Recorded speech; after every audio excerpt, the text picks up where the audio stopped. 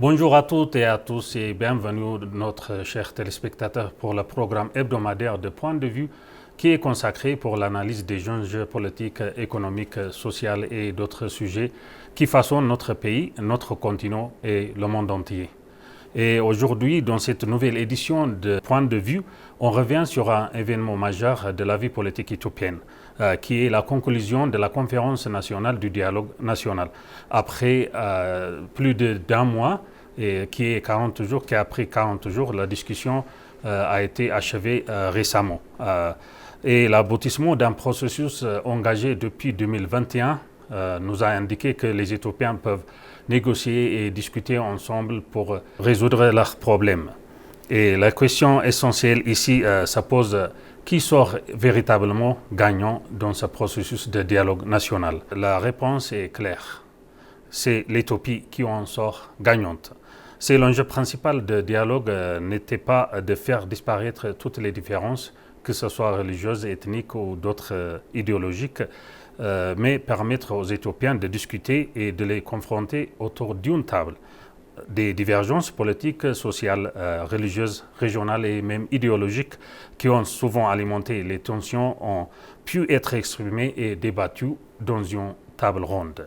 Surtout des citoyens venus de différentes parties du pays ont pu trouver la possibilité de parler en leur propre nom et de présenter leurs préoccupations et aussi leurs revendications et leurs aspirations ont leur vision parfois très différente de l'avenir du pays.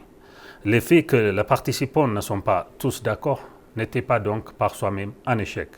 Mais au contraire, le dialogue prend dans son temps sens précisément lorsque le désaccord peut être exprimé sans empêcher la discussion et la négociation. Et cette discussion a permis des avancées dans notre histoire. Les participants sont parvenus à un consensus sur la majorité des sujets discutés, mais malgré quelques exceptions. Cela montre qu'il est possible de négocier, même s'il y a beaucoup de différences, malgré quelques exceptions.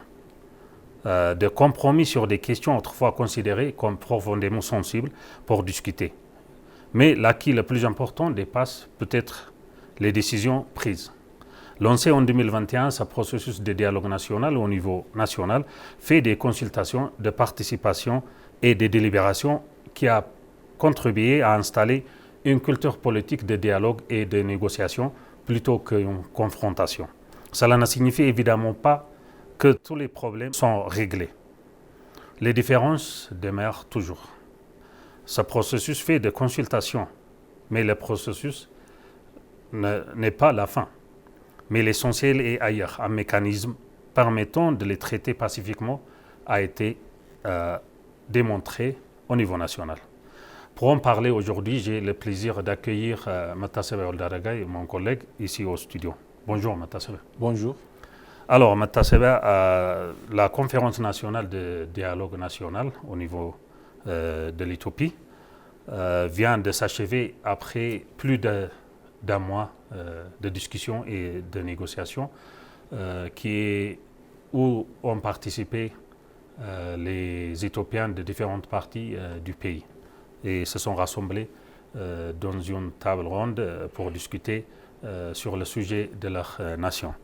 Mais au-delà de la cérémonie de clôture, de désaccords et de recommandations, une question demeure toujours. C'est ce que l'Éthiopie gagne réellement au processus de dialogue national. Pour moi, la réponse est assez claire. Dans l'ensemble, c'est l'Éthiopie elle-même qui en sort gagnante. Qu'est-ce que tu dis sur ça? À mon avis, je partage cette réponse. Mais à condition de bien préciser ce que signifie gagner. Qui gagne? C'est l'Éthiopie qui gagne. Mais qu'est-ce que cela signifie? Sur quoi a-t-elle gagné? Sur quelles conditions a-t-elle gagné? Il ne s'agit évidemment pas de dire d'un camp politique, c'est de l'ensemble. Ils se sont rassemblés de différentes régions du pays, non seulement du pays, ils sont même venus de l'étranger. La diaspora était venue de l'étranger. Donc, c'est une région, ça ne signifie pas d'un camp, ou ça ne parle pas, ça ne définit pas un camp, mais une région ou une communauté a remporté une victoire sur les autres. Ce n'est pas la réponse. Mais la véritable gagnant, c'est la possibilité pour les Éthiopiens de gérer leurs divergences, même s'il y a des jeux, autrement. Dans le désaccord, il y a l'unification. Il n'y a pas de dispute, mais même s'il y a un désaccord entre les régions et les opinions, ils sont sortis gagnantes tout en restant unifiés. Même s'ils ne sont pas d'accord dans tous les sujets. Oui, ils ne sont pas d'accord dans tous les sujets, mais ils ont un point commun dont ils ont pu sortir gagnants. Donc le processus a commencé en 2021 et c'est finalement conclu par cette conférence nationale. Et justement ici, le premier élément à retenir ici, c'est que les divergences se sont retrouvées dans une table, dans une même table. C'est ça, la première victoire pour l'Éthiopie. Donc l'Éthiopie est un pays marqué par une diversité religieuse, ethnique, politique, idéologique et d'autres aussi. Mais aussi, et certaines de ces différences ont souvent été à l'origine des tensions qui ont été créées aux dernières années. Cette fois, l'objectif n'était pas de faire disparaître ou de prétendre qu'il n'existait pas ces différences, mais permettre aux différents représentants de différentes opinions de les discuter ouvertement, même s'il y a beaucoup de différences. C'est la victoire, la première victoire, c'est de discuter ces différences dans une même table. Sur une table ronde. C'est pas par soi-même, c'est une victoire. Donc, il y a une différence fondamentale entre les opinions, mais ils ont porté ces opinions sur une table ronde dans un pays aussi diversifié, tout en cherchant à éviter les sujets sensibles qui peuvent donner l'impression d'une tranquillité temporaire, mais cela ne règle pas nécessairement les problèmes. Donc il faut discuter ouvertement. Ouvertement, il faut discuter les désaccords, les opinions différentes. Le dialogue part d'une autre logique. Donc, puisque les divergences existent, même s'il y a les divergences qui existent sur le terrain, autant les faire entrer dans un espace où elles peuvent être discutées. Il faut les faire entrer, il faut les élaborer, il faut les mettre sur la table. Il ne faut pas les éviter. Se prétendre qu'ils n'existaient pas. Il ne faut pas les éviter. Il faut se confronter. Donc, une société ne devient pas plus unie parce que ces désaccords sont cachés. L'unification d'un pays ne se définit pas tout en cachant les désaccords.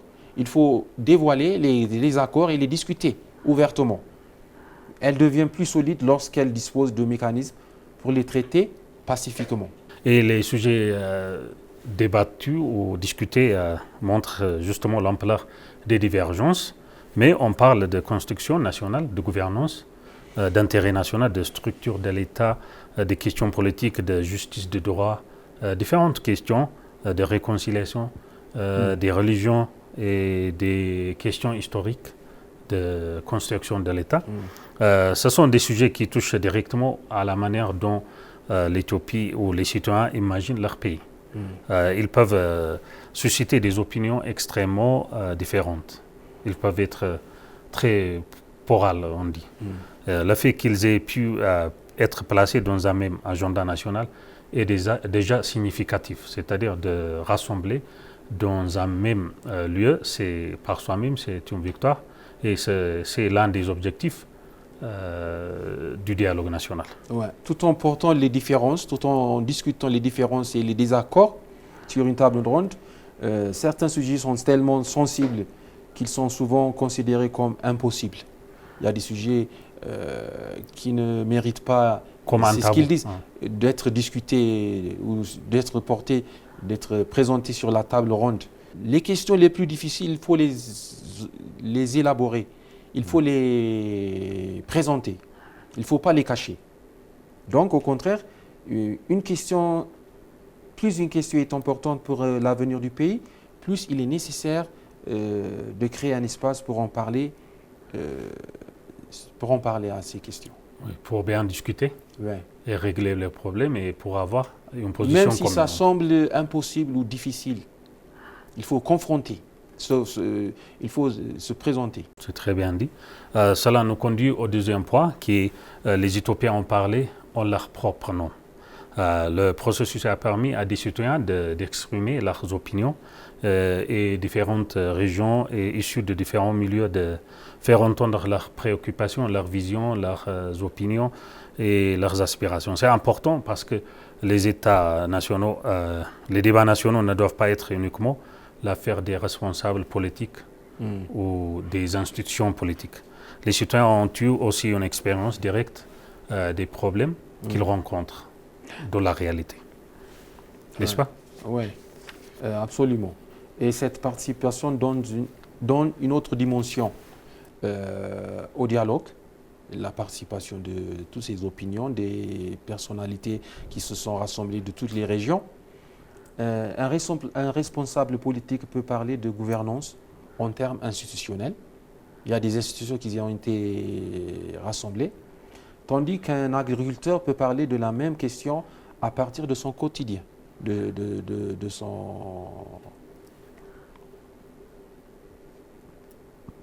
son quotidien. Un jeune peut avoir une préoccupation, par exemple, différente de celle d'un ancien. Ils ont différentes opinions, ça dépend de leur âge. Et une femme, par exemple, peut soulever des difficultés qui ne sont pas toujours visibles dans les débats traditionnels. Qui sont considérés comme tabous. Donc, tout cela enrichit le dialogue. Enrichit le dialogue qui vient précisément de cette diversité des expériences et des points de vue. Ce qui signifie que parler au nom de l'Éthiopie ne signifie pas forcément parler d'une seule voix, d'une seule opinion, on peut dire. C'est même l'inverse. C'est-à-dire qu'une nation peut avoir plusieurs voix et plusieurs opinions et intérêts et rester une nation. Tout en réglant les problèmes, on peut être unis au niveau national et donc travailler pour l'intérêt national. Et le danger serait de considérer qu'une seule voix représente automatiquement tout le pays. Il faut considérer, donc il faut respecter les différentes opinions. Il faut croire qu'il y a des diversités dans notre pays. Et le dialogue offre au contraire la possibilité de reconnaître plusieurs perceptions, plusieurs opinions de l'avenir national, plus de chercher ce qui peut les approcher. Donc il faut respecter ça. Donc c'est là que la notion de représentation devient importante. Représenter, se présenter en tant que représentant de quelque chose. Donc, lorsque les citoyens peuvent exposer leurs préoccupations, chaque citoyen, ils ne demandent pas nécessairement que toutes leurs propositions soient immédiatement acceptées. Mais ils ont le droit de les présenter. Être entendu ne signifie pas toujours obtenir ce que l'on demande, puisqu'il y a des désaccords. Mais cela signifie que sa position entre dans le débat national et peut être confrontée à d'autres positions. C'est une étape indispensable pour construire un compromis. Donc il faut comprendre les autres et il faut se comprendre pour avoir une position commune et d'autres possibilités aussi. Même s'il y a des collisions d'opinions. Oui. Ce qui nous amène au troisième point, qui est le désaccord n'ont pas empêché le dialogue. Même s'il y a des désaccords, ils n'ont pas empêché de mener des dialogues au niveau national. C'est pour ça qu'on fait le dialogue. S'il n'existait pas les différences et les désaccords, quelle est l'importance de ce dialogue? Donc, c'est probablement l'un des enseignements les plus importants de cette conférence que nous tirons. Le succès, n'est pas considéré d'avoir une même opinion. Mais c'est la discussion par soi-même. Si tout le monde pense pareil, il n'y a pratiquement rien à négocier.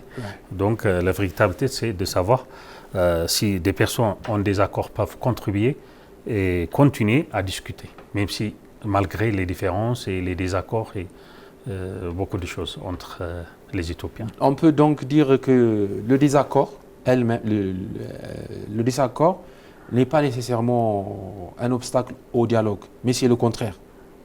Au contraire, il peut en être la raison d'être sur le terrain. Lorsqu'une question est controversée, oui, la raison de rassemblement. Donc, le dialogue permet de déplacer le débat de la confrontation vers l'argumentation. Il y aura un argument. Ouais. Après donc, la on peut considérer ça comme une évolution importante de la manière de concevoir la politique éthiopienne. Et aussi, on peut considérer son adversaire comme quelqu'un qu'il faut vaincre ou comme quelqu'un avec qui il faut négocier. Ouais. La première approche conduit facilement à la polarisation. C'est-à-dire qu'il y a des extrêmes comme ça. Mais la seconde reconnaît qu'une société ne peut pas fonctionner durablement si chaque désaccord devient une bataille. Ouais. Donc il ne faut pas considérer chaque différence comme une bataille. Il faut considérer positivement. Le dialogue national offre donc un espace où l'opposition entre différentes positions ne signifie pas forcément ou automatiquement rupture. Oui.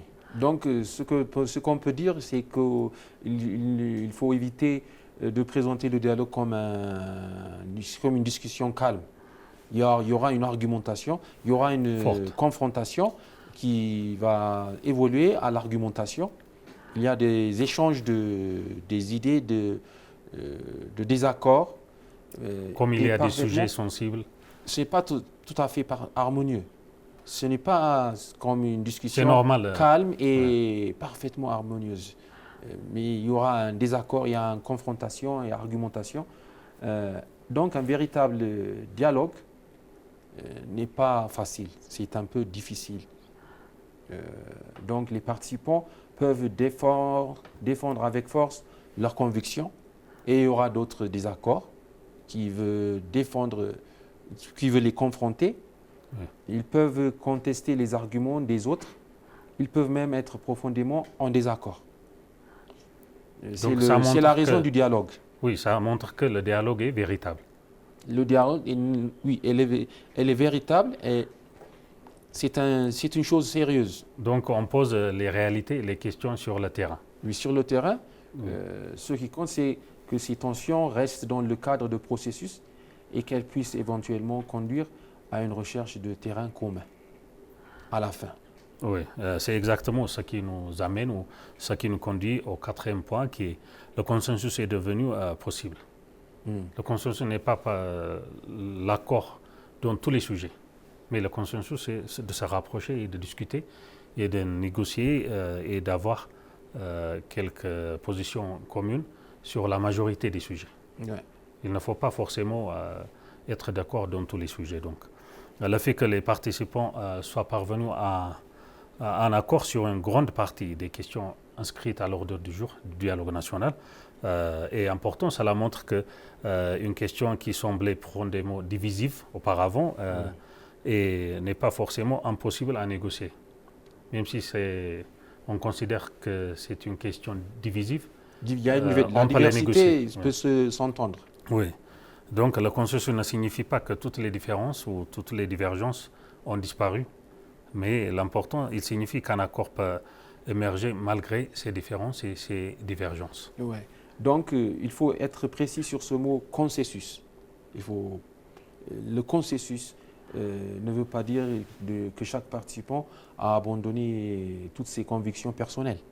Ils ne peuvent pas, ils restent avec leurs convictions personnelles, mais il signifie plutôt qu'un groupe de personnes ayant des positions différentes peuvent trouver une formulation ou une orientation qui peuvent suffisamment être acceptables pour avancer ensemble. Ils cherchent à négocier ou à arriver à un point qui les unifie, sur un point commun à la fin. Donc c'est une compétence politique essentielle dans toute la société. Il faut savoir quand défendre fermement une position et quand rechercher un compromis.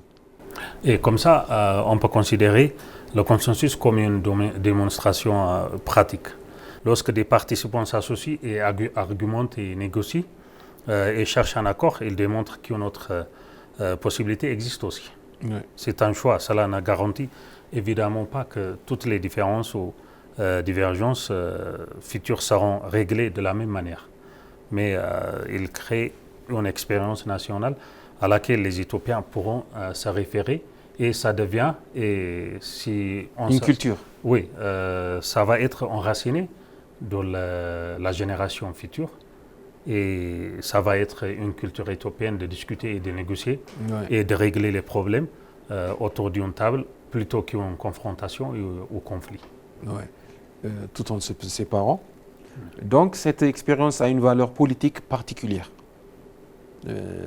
Cette valeur de dialogue, cette expérience de dialogue entre les régions, les opinions, en traitant les opinions de désaccord, les opinions différentes, a une valeur politique particulière qui les dirige à une confrontation et qui s'évolue à une argumentation.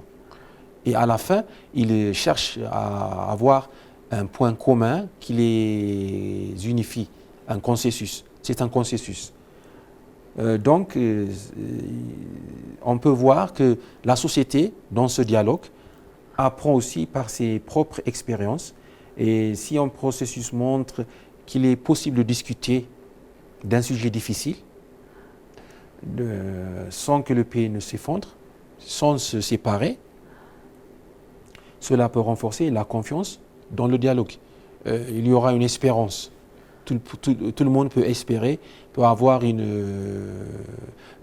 le monde peut avoir un optimisme, peut rester optimiste. Ils ne seront jamais pessimistes. Donc, ils se rassemblent pour promouvoir l'intérêt national tout en maintenant leurs opinions et leurs idéologies, c'est-à-dire. Oui. Donc les citoyens et les responsables peuvent progressivement se dire ou se demander, nous avons déjà réussi à discuter d'une question complexe. Premièrement, discuter cette question, c'est une victoire. Par soi-même, c'est une victoire. Ils auront l'opinion de pessimisme, ils seront optimistes d'essayer la même méthode pour une autre. Ils seront optimistes. Ils se sentent comme appartenance du pays, c'est-à-dire qu'ils font partie de ce pays, qu'ils font partie de partie intégrante de ce pays et nationalement, c'est-à-dire. Donc, le cinquième point, c'est le processus lui-même est important. Malgré les résultats, n'importe quel résultat on trouve de ce dialogue, le processus par soi-même, c'est important pour notre pays. C'est-à-dire c'est pour la première fois que l'Éthiopie a mené un dialogue national. C'est une expérience. Oui.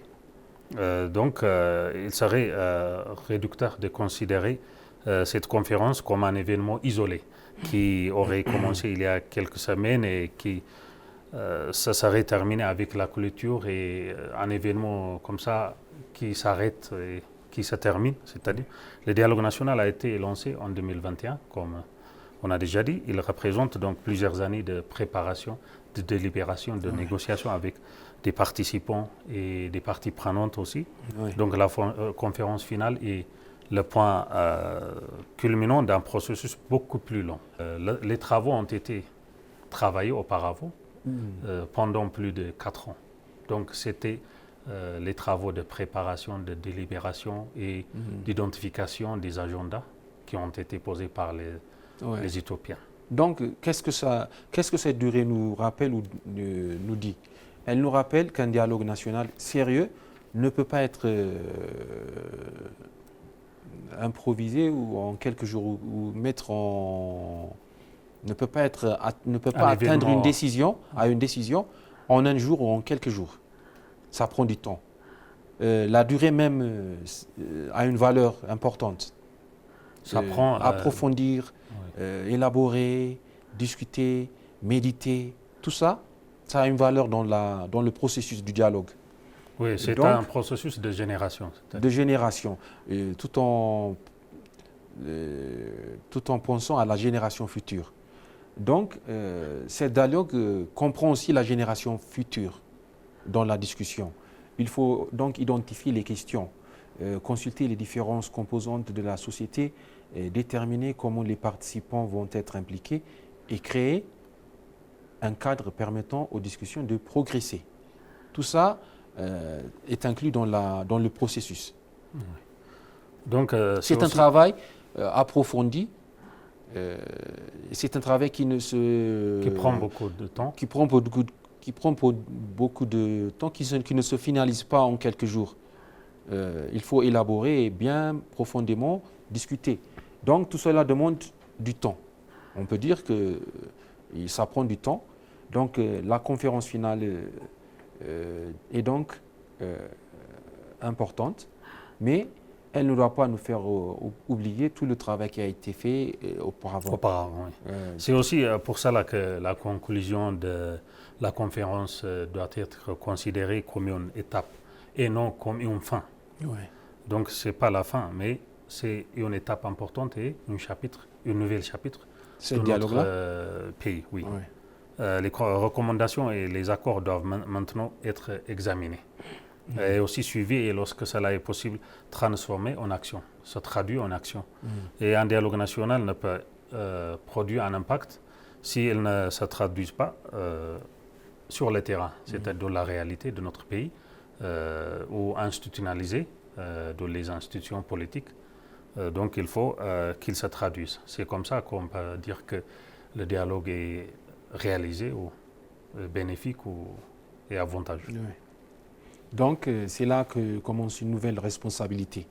Donc, ce dialogue, tout ce dialogue qu'ils ont fait, c'est une grande... il y a une responsabilité sur chaque personne.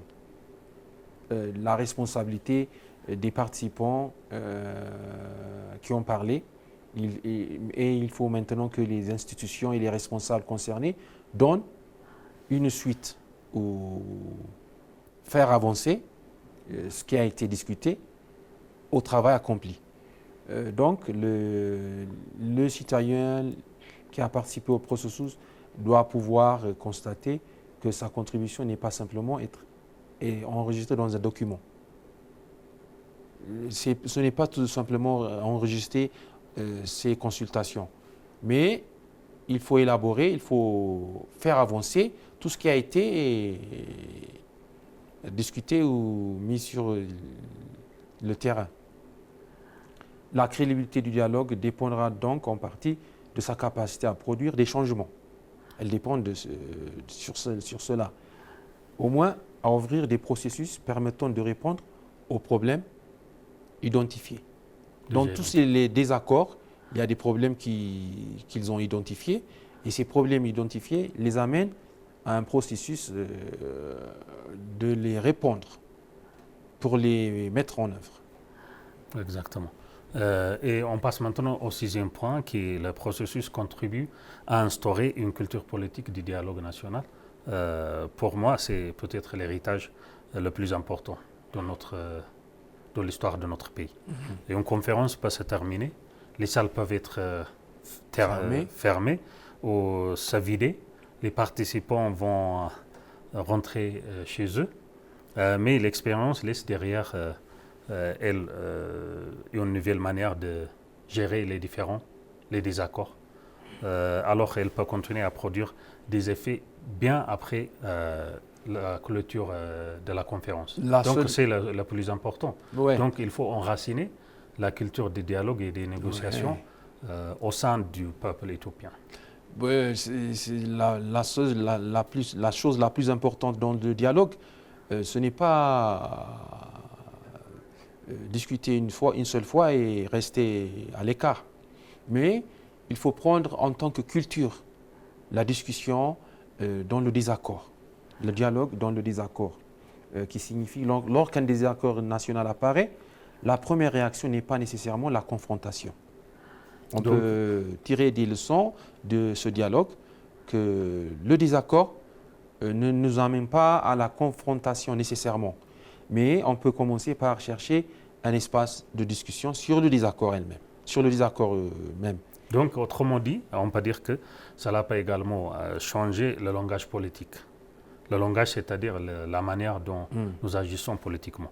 Au lieu de toujours parler de victoire et de défaite, on peut parler d'accord, de compromis et de responsabilité partagée et d'intérêt national. Et du désaccord même. Oui, et une culture ne se construit évidemment pas en une seule conférence. Ouais. Donc la culture prend beaucoup de temps pour enraciner de la génération, notamment de la génération future. Ouais. Donc il faut considérer comme ça, et il faut comprendre que cela prend beaucoup de temps et cela est un travail très long et qui prend donc un travail de processus. On a commencé, c'est le début, c'est-à-dire. C'est pas la fin. Oui, c'est le début. Dialogue national. Mais cette culture ne se limite pas entre les seuls responsables politiques. Cette culture doit dépasser les responsables politiques. Oui. Ça doit être national. Oui. Ça doit être la culture de toute la population. Oui. Et elle concerne aussi les citoyens, les communautés, les organisations sociales, les responsables religieux et les différentes institutions. Donc, toutes les sections de la société. Toutes les sections, tous les domaines. Donc, si le dialogue devient une méthode acceptée par l'ensemble de la société, son impact peut être beaucoup plus profond. Donc, merci à Mataseva pour ces discussions très enrichissantes et très bien. Merci. Donc, on arrive à la conclusion de ce programme. En définitive, la conclusion de cette conférence nationale de dialogue marque une étape importante et a ouvert un nouvel chapitre pour l'Éthiopie. Après un processus engagé depuis 2021 qui a abouti après d'un mois de discussion, c'est bien l'Éthiopie qui en sort gagnante, comme on a dit, car autour de la même table, des divergences politiques, sociales, religieuses, régionales et idéologiques ont pu être exprimées et confrontées et débattues dans une même table. L'essentiel n'est pas que tous les participants aient pensé de la même manière, mais qu'ils aient accepté de parler, de négocier et de discuter et de chercher des compromis entre eux. Ces citoyens qui ont venu de différentes parties du pays ont pu porter leurs préoccupations et leurs revendications et leur vision de l'avenir de l'Éthiopie. Le fait qu'un consensus ait été trouvé sur la grande partie des sujets discutés montre que même les questions les plus sensibles peuvent être réglées et négociées. Mais il faut rester lucide. Cette conférence ne règle pas à elle seule tous les problèmes de l'Éthiopie. Son véritable héritage est ailleurs. Mais elle démontre qu'il existe une alternative à la confrontation. Le dialogue peut devenir une culture politique si on prend des leçons de ce dialogue national. Si cette culture se poursuit dans des actes, alors le processus engagé depuis 2021 aura laissé bien plus qu'un document final. Il aura ouvert une nouvelle voie et un nouvel chapitre pour l'avenir de notre pays. C'est la fin de notre édition de cette semaine de Point de vue et merci de nous avoir suivis. Rendez-vous la semaine prochaine pour une nouvelle édition de Point de vue. Merci de nous avoir suivis. Excellente suite de programme. Bonne journée.